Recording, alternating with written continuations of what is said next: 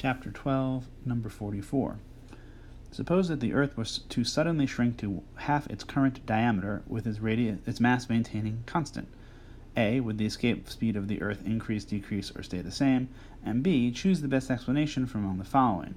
So the answer here is that it would be much harder to escape the smaller Earth if we did. Let's draw our situation. Shrinking the diameter by a factor of 2, of course, shrinks the radius by the same factor of 2. And that means that it's going to be anything on the surface of the Earth is much more tightly bound to the center, to the Earth. Because remember that potential energy is going to be minus g, mass of the Earth, mass of the object over the distance from the center. If we've kept the mass the same, but we've made this smaller, then we've made this a larger negative number. So it takes more kinetic energy to cancel it out and get up to where we need to escape. The best answer for that is probably, among those given, would be the force of gravity is much tougher at the surface, and therefore it is much harder to escape. So answer 3.